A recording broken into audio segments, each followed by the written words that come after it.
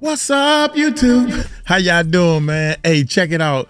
I want to hear the difference, man, to be honest. See if y'all can hear the difference.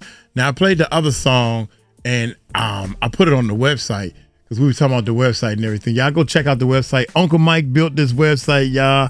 Built a mess out of this joint. Check this out. It's the rap platform. We changing it. We got to change the name. It was the world's largest rap contest. Come find out, ain't nobody searching for no contest. And back in the day, I was thinking like American Idol, but for rappers.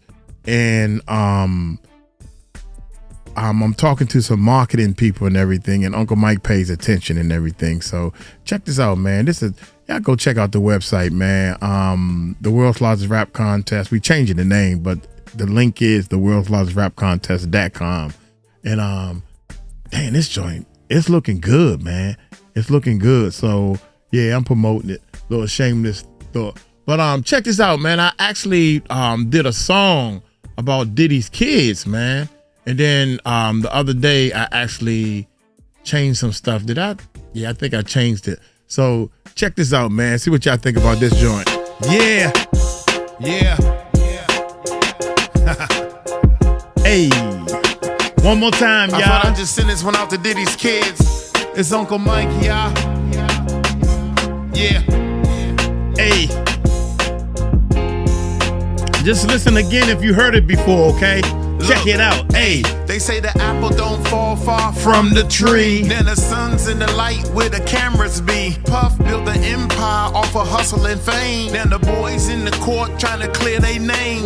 Media buzzing, got the headlines lit. Talking about charges, but the facts don't fit. A legacy's great, ain't easy to bend. When your father's a mogul, they all stop and stare. Now he's standing in the courtroom, pressure so wild. With the world on his shoulder, legacy on trial. He ain't asked for the fame or the flashing lens. Just trying to live life, not make amends. Now he's standing in the courtroom, pressure so wild. With the world on his shoulder, legacy on trial. He ain't asked for the fame or the flashing lens. Just trying to live life, not make amends. They see Diddy in his eyes, so the judgment's fast. But the son ain't the sin of his father's past. Every move they make, they dissect with spite. Forget he's still young, trying to find what's right. Whispers in the crowd, they talk like they know, but ain't been in the shoes or walked through the snow. Social media courtroom is useless feed. Facts take a back seat when clicks gonna lead. Now he's standing in the courtroom, pressure so wild. With the world on his shoulder, legacy on trial. He ain't asked for the fame or the flashing lens. Just trying to live life, not make amends. Now he's standing in the courtroom, pressure so wild. With the world on his shoulder, legacy on trial. He ain't asked for the fame or the flashing lens. Just trying to live life, not make amends. The truth's gonna rise and the lies don't win. But karma got a timing and it don't pretend. If you're guilty, let justice take control. If he innocent, let him walk out whole. So before you throw shade or feed that flame, remember every man got his own damn name. Not just the son of a star or a hip-hop king. He's a man with a voice, let the gavel ring. Let's rap.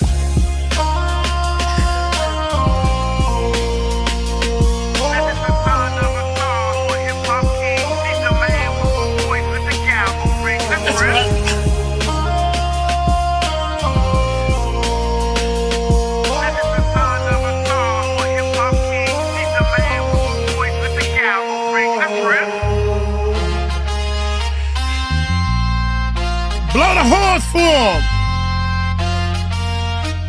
Blow the horns for him.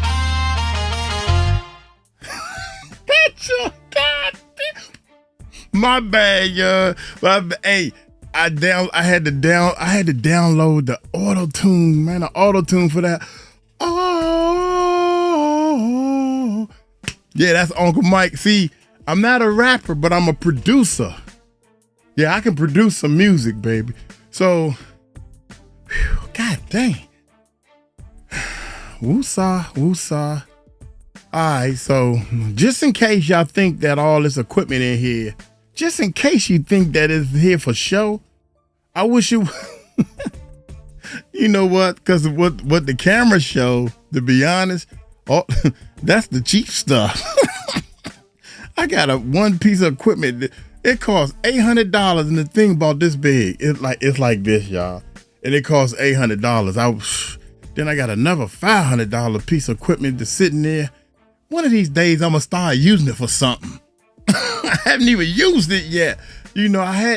Anyway, man. And drums, I got all these toys, and don't nobody come over and play with them with me. All these toys. They want this fake stuff. This fake stuff shine. Street fake stuff. Anyway, let's get on to this, man. P. Diddy and his son sued. Oh my God, man. Brutal gang rape. They keep telling me to stop saying the scratch that. Grape. Sleep. Concentrate, Mike. Shoot, I'm happy, man. Y'all hit that subscribe button. Hit that bell. The echo is annoying. Shoot, that's my echo.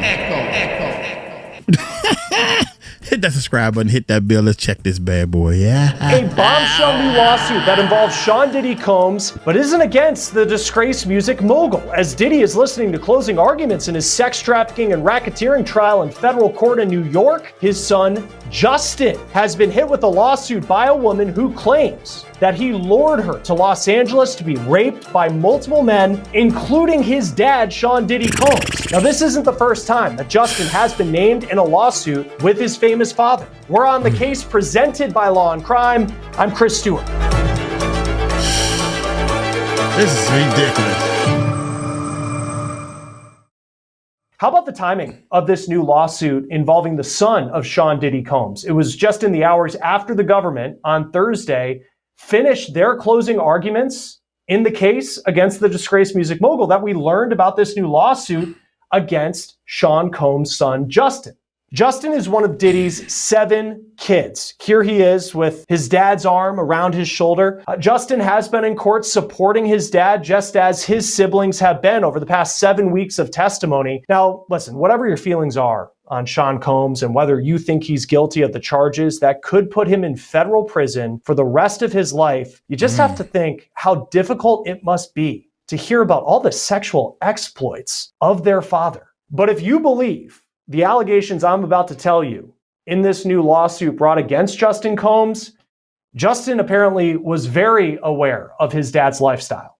The new lawsuit that just dropped was filed by a woman from Louisiana who says in 2017, Justin Combs coaxed her to come to LA because she says that Diddy's son promised her a job in the entertainment industry. She claims the two had met on Snapchat, and Justin allegedly asked for explicit pictures, and she sent them. The woman, who's not named in this suit, says when she got to LA, she was raped by several men, including a certain music mogul now at the center of this high-profile, historic trial in federal court in Lower Manhattan. Yes, Sean Diddy Combs. The alleged victim claims that Justin invited her out west for a weekend to talk about her career. But when she got there, she says she was kept in a house in Beverly Hills. And according to the lawsuit, things seemed fine at first. But when she allegedly asked Justin Combs if they were going to leave the house, he said no. She claims that Justin Combs offered her alcohol, pills, and weed, and she thinks that the weed was laced. Now, you can see in those allegations some of the comparisons in this lawsuit to the so-called freak-offs that we have been hearing about for weeks at the center of the Sean Diddy Combs sex trafficking and racketeering trial. The woman says after she took the drugs, 3 men entered the house and all of them were wearing masks. Now, it's unclear what kind of masks the men were wearing, but when I read that part, I thought about the testimony of Sheree Hayes in the Sean Diddy Combs trial, the escort known as the Punisher. He testified that during a freak-off, Sean Combs allegedly wore a face covering that he likened to a Muslim hijab. In the lawsuit against Justin Combs, the alleged victim says that she knew that one of the men was Diddy just because of his mannerisms, but how about this? She also knew it was Diddy because she says that Justin, as his dad, entered the home to allegedly rape a woman that he brought to LA, called Diddy, quote, Pops. Now, we see on Justin's social media that Pops is the phrase that he often uses for his dad. In this lawsuit, the alleged victim claims that she was led to a bedroom where she was allegedly told, quote, you better let this happen or else. Then she says that each man took a turn raping her, calling it a, quote, brutal gang rape. After that, she was taken to an airport on Monday and flown home. Not only is Diddy facing the possibility of spending the rest of his life in prison if convicted of all the charges in his sex trafficking and racketeering trial, there have been nearly 80 lawsuits filed against him in civil court. Many are still active. Several of the lawsuits accuse Diddy of sexual abuse and are filed by people who are not giving their names, just like in this lawsuit that we're talking about. This also isn't the first lawsuit that Justin Combs has recently faced. Justin was named in a suit brought by music producer Rodney Jones, who goes by Little Rod. Rod claims that Diddy coerced him into sexual acts, and you can see the suit also names Justin Combs and accused Justin of covering up a shooting in 2022 at Little Rod's studio in LA with his dad. In May, a judge did dismiss Justin from Little Rod's lawsuit, so he is no longer facing those allegations. As for the lawsuit filed in the hours before his dad's attorneys were to make closing arguments, E! News reports that Diddy's attorneys have denied the allegations, but it's unclear what Justin's response is at the time of this recording. Joining us now is criminal defense attorney Will Corman. Always great to have you on Law and Crime. Thanks for being with us. What stands out to you in this lawsuit that Sean Combs is named, but also his son Justin? Well, it's interesting. I think that the connection to Sean Combs is pretty tenuous. You know, we've gone through this all. It almost seems the one connection to Sean Combs that they actually put on him is the allegation that Justin called one of the masked men Pops during the course of the assault or just before the assault. That's it. The other connection, obviously, is that Sean Combs is Justin Combs' dad. So I think it's a bit of a stretch. Again, we're just receiving these documents now. We're just going through this lawsuit now. Perhaps there's more out there, but it really doesn't seem that way. And of course, people who are victims of sexual violence, you want them to get their justice. We have seen dozens of lawsuits filed against Justin's dad in the wake of when he was indicted for the trial that he's on right now.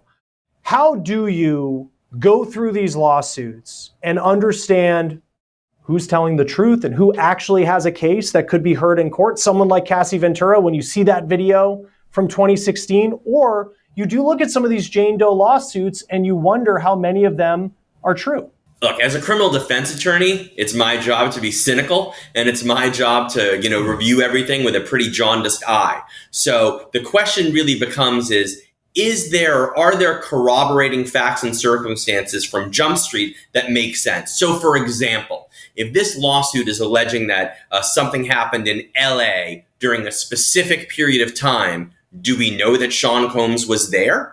Do we actually know that he was present in LA? These things aren't difficult to find out, but it's those baby steps to trying to build the foundation of a lawsuit to see what's realistic that really matter in a case like this. And as you so correctly said, we want victims of domestic violence, of sexual violence, and so on and so forth to actually be compensated accordingly. Unfortunately, when we have circumstances where we have somebody famous who's been charged with crimes, we have somebody famous who's been sued, there can be instances where other folks jump on the bandwagon. And I'm not suggesting that's what's happening here, but it is something that everyone needs to look at skeptically. Man, right, forget absolutely. that.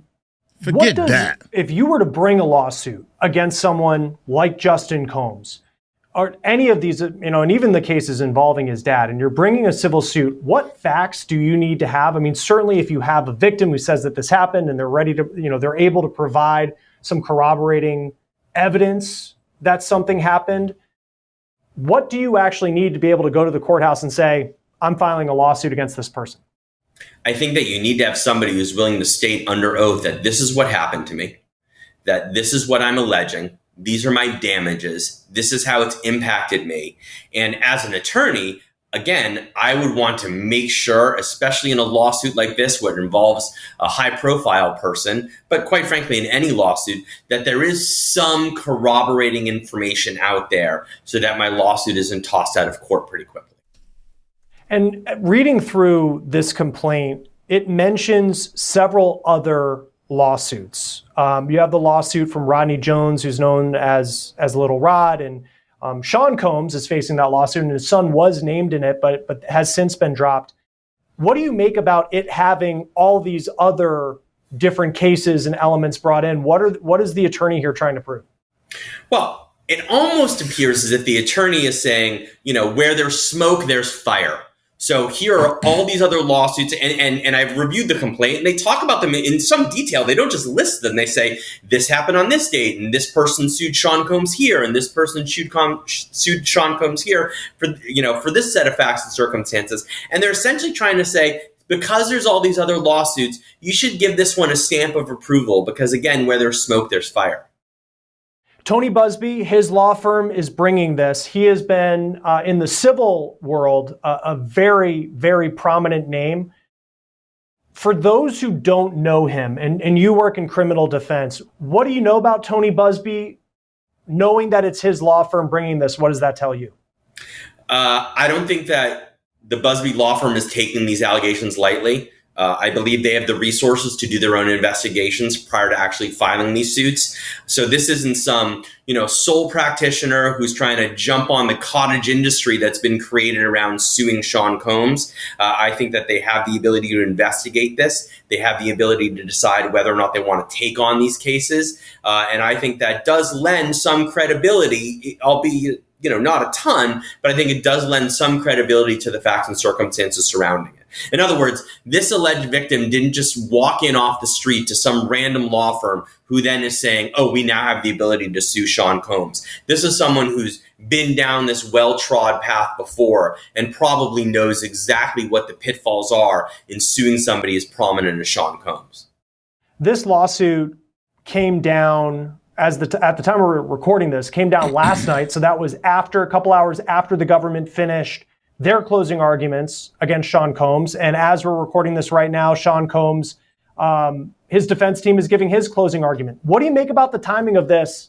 It's against Justin Combs and Sean Combs' name, but it's happening right in the middle of maybe the most pivotal part of this entire trial. I don't exactly know what to make of the timing of it. I think it's interesting. I think that I'm a little surprised that it's come out so late, but sometimes, we don't know what led the alleged victim in this lawsuit to break their silence and to file this lawsuit. Perhaps they were watching the testimony or reviewing the testimony in the criminal case and said, oh my gosh, that's exactly what happened to me. Perhaps they said, they listened to the testimony and they said, there are so many victims here. I believe that I am one too. We don't know what prompted it. I think the timing is interesting, but I don't know that I can make anything of it as we sit here right now. I think of recently you had Tyler Perry, prominent name in Hollywood, very different case, but accused of sexual violence and sexual harassment, workplace harassment with an actor who had worked on one of his shows, and the actor provided text messages in the complaint. This doesn't have that. Very different case. But the fact that there's not that visual evidence that we can look at, and I don't know what type of visual evidence would exist in a case like this, but the fact that we don't particularly have those, does that take away from the weight of what this lawsuit may actually be in the end when it comes to the truth? Well, I think we're getting ahead of ourselves a little bit here, because the filing of a complaint is just simply the first step. And all the complaint needs to do, on paper anyway, is set forth the factual allegations that are enough to sort of not get the case thrown out at the first few stages. And that bar is pretty low.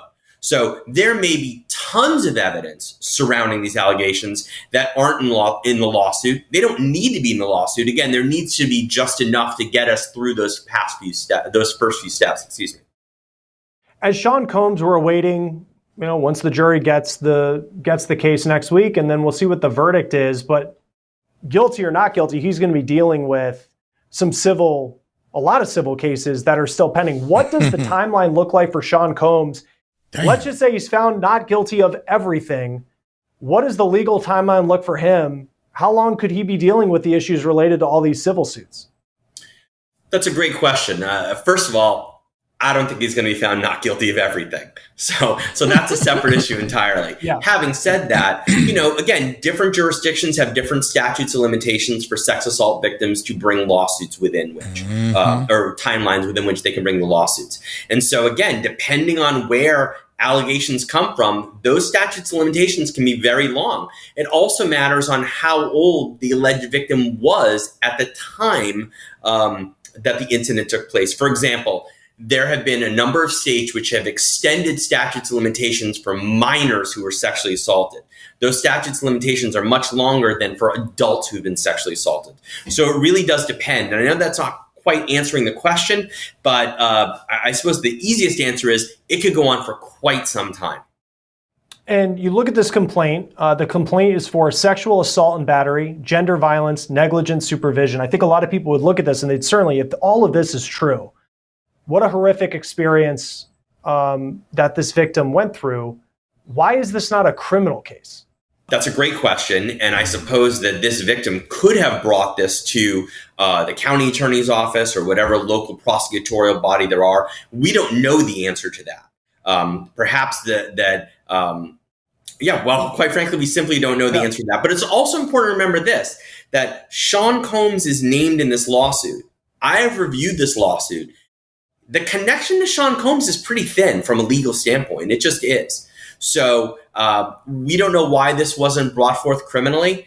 Perhaps the person decided they would rather seek their own form of justice from a civil standpoint. Sean Combs has a lot going on criminally right now, and perhaps it wouldn't even be prosecuted. Again, if he's found guilty of all these offenses in federal court in New York, Sean Combs is going to prison for decades. He's 55 years old, not that old, but he's still going to prison for a very long time. So I don't know that the LA District Attorney's Office or whatever prosecutorial body is out there would bother pursuing criminal charges if Sean Combs at age 55 just gets a 30-year sentence federal. And for Justin Combs, and I assume he'll have, I don't know if he has a trust or an inheritance or how he financially makes a living. Certainly it's part of being in the circle of Sean Combs. How does he pay for an attorney? Is that have to come from it? Because I think if Sean Combs is found guilty and all this money, and he's got a lot, but we don't know how much money Sean Combs has, frankly, but we know that it's going to a lot of these cases. How does Justin Combs defend himself? Does this get wrapped into, if his dad's going to have to defend against this, is it a 2-for-1 when it comes from the defense side? It could be. We certainly don't know what the corporate structure is of Bad Boy Records and all the other entities that are named as defendants in this lawsuit. I have a feeling that Justin Combs will get counsel. I have a feeling that Justin Combs will get excellent counsel. How it gets paid for is probably something we'll never know, but it's not as if, he's going to be flipping through Google looking for a lawyer to represent him on this. And even if a lawsuit has no merit to it whatsoever, and this is more just a hypothetical question, because I think some people do look at some of the Tony Busby lawsuits, and there's an idea of all of these are just a money grab. And we'll see, to your point, a very prominent name who is representing alleged victims to Sean Combs. But if someone were to file a lawsuit that's fruitless, you still, as the person who is being accused in that lawsuit, would have to pay for an attorney, have to show up in court and kind of play along. Is that you have to play along with the lawsuit until it's dismissed? Sure. You can't read a lawsuit and say, this is garbage, crumple it up and throw it away and then ignore it. It doesn't work like that. You would have to get a lawyer who is able to get in front of a judge and explain to the court why this lawsuit is frivolous and should get cut off at the soonest possible opportunity. And as I said, there's now a whole cottage industry surrounding these Sean Combs lawsuits. There just is. So, no one can afford to simply ignore this lawsuit and pretend it didn't happen. It needs to be addressed, frivolous or not. Again, I certainly don't know if it is frivolous, but regardless, everybody who's named as the defendant here does need to take it seriously. For this plaintiff, beyond assuming, Diddy's defense has said that there's no merit to this story. We haven't heard at the time of this recording from what Justin Combs, his representatives are saying. Right now he's sitting in court listening to the closing argument that his father's defense team is making. But beyond a witness's account, and she says she was there and this happened and it was horrible. And if there's no other evidence and it's a complete he said, she said, how does that play out in civil court? So again, it's enough. A victim getting up on the witness stand and saying, this is what happened to me, that's evidence. Now, a jury may want corroboration, but there's no requirement that there be any. And that's the job of opposing counsel, right? To say, well, how come there's no DNA? How come there's no text messages? Where's all the proof other than the victim's testimony that this happened? And that's what they would argue. But the fact of the matter is it is enough. There's no requirement that there be something else out there, some smoking gun, literal or figurative, to show that this actually happened. If this witness is able to get up on the witness stand, go through direct examination, go through cross-examination, if the jury finds that that person is credible, that's enough. And lastly for you, kind of an on-the-spot question. If you had to guess how much Sean Combs' legal fees are for fighting back on these civil cases, I mean, ballpark, what would you think?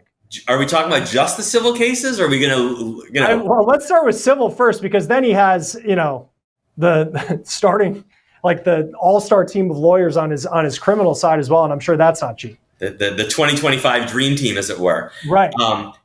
I can't even begin to imagine what this looks like. I just can't. I mean, we're talking about tens of millions of dollars at a base level. $100 million if we're throwing in the criminal cases. I mean, there's a lot. There's a lot. Yeah, it is. Because I think too, like even if you were to, there's a lot. Not be able to afford a top flight lawyer for even one of these cases, and that lawyer, doesn't win in court, and Sean Combs is found guilty of one of these sexual assaults that he's accused of. I mean, the reputation there, on top of everything happening in the criminal case, would be damning. So it's a lot of money, to say the least. We'll see how this one plays out. Will Corman, it's always great to have you on Law and Crime. Thanks for joining us. Thank you. That will do it for On the Case, presented by Law and Crime. Subscribe to us on YouTube and Spotify. I'm Chris Stewart. We'll see you next time. Dude, I'm telling y'all right now, man. Oh my God, man. I feel sorry for the kids, man, because they was born into this. So if they grew up in a house where they was mistreating women or other people, then it's learned behavior. Does that make sense to y'all? And I think the kids they was taught that behavior. So that's why they in trouble. The girls looked and they said, "Child, please, I ain't down with that bull." So the girls, they ain't do nothing. Plus, we girls anyway. We are ladies. Y'all take it light, take it slow. Tell them Uncle Mike told you so. Peace out.